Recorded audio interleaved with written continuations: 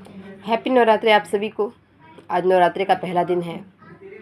सभी लोग काफ़ी लोग व्रत में होंगे और सबके अपने तरीके हैं व्रत के। कोई निर्जला करता है, कोई फलाहार के साथ करता है, कोई बिना नमक के भोजन के साथ करता है, कोई बिना भोजन के करता है। अपने अपने तरीके से सब करते हैं। ओके, सबकी अपनी श्रद्धा है। तो माता का प्रथम नवरात्रि आज है और नवरात्रि के साथ हम देखते हैं रामलीला भी होती है। जैसे आज शाम को अगर आप चाहें तो रामलीला काफ़ी जगहों पे आपको देखने को मिलती जाएगी और स्टेज परफॉर्म करके लोग राजा राम के श्री रामचंद्र जी की जीवन कथा को दिखाते हैं कि कैसा रहा उनका जीवन।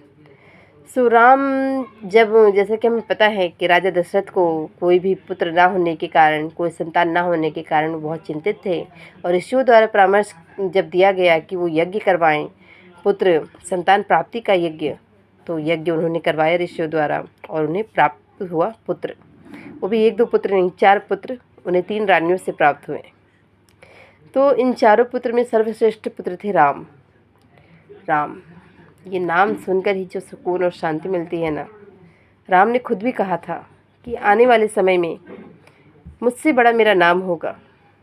वाकई आज उनका नाम लेना ही बहुत ही भाग्य की बात है कि कितनी बार आप उनका नाम ले पाते हैं।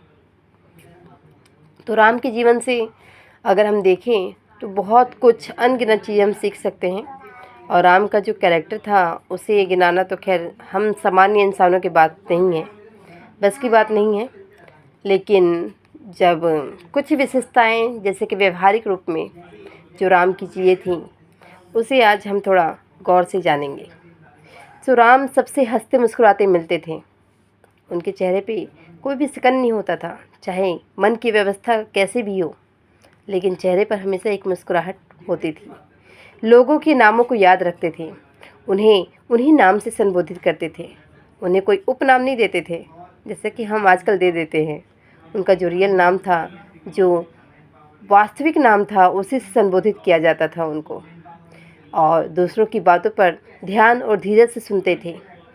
कोई इंसान आपको अपनी बात बताता है तो उसे वो बहुत ही धीरज के साथ, शांति के साथ सुनते थे और क्या कहना चाहता है वो ये समझने की कोशिश करते थे। लोगों के प्रति सच्ची निष्ठा रखते थे। जैसे जो भी है उनका कोई रिलेटिव है या फिर कोई भी इंसान, तो उसके प्रति उनका जो भी था ना व्यवहार, वो सच था, दिखावा नहीं था कि हाँ हाँ हाँ और मन में कुछ और। इस तरह की गुण थे राम में। दूसरे व्यक्तियों को सम्मान देना, दूसरों को सम्मान देना सर्वप्रमुख उनका गुण था। वो दूसरों को हमेशा सम्मानित करके देखते थे और सम्मान करते थे।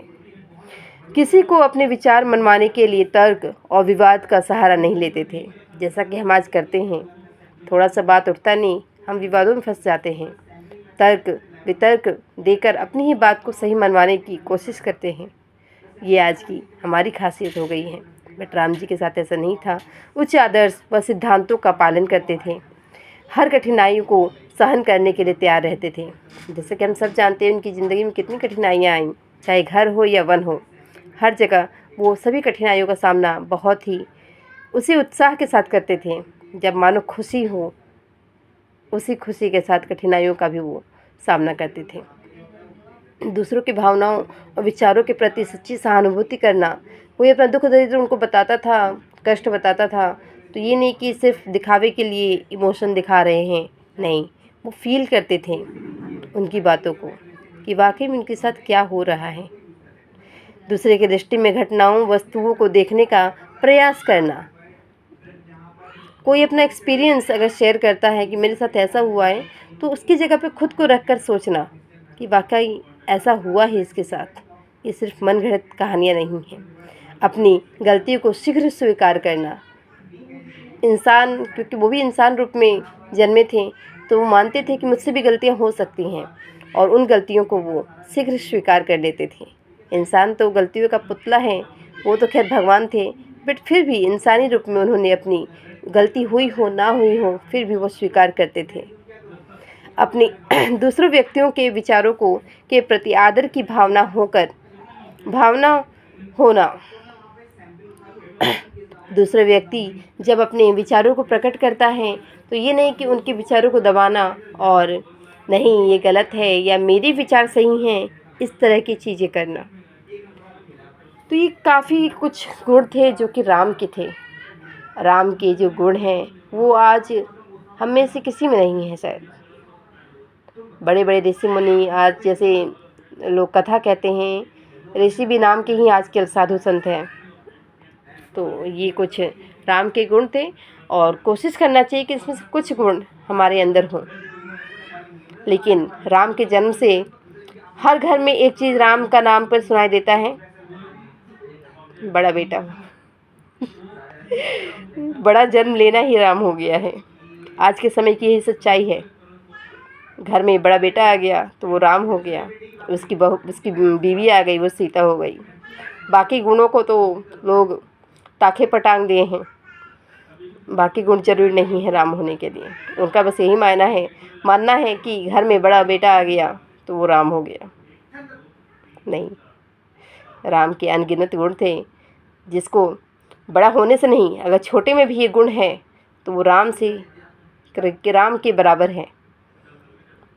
तो गुणों से कोई इंसान बनता है, कोई नामी जाना जाता है, ना कि पद से। जय श्री राम।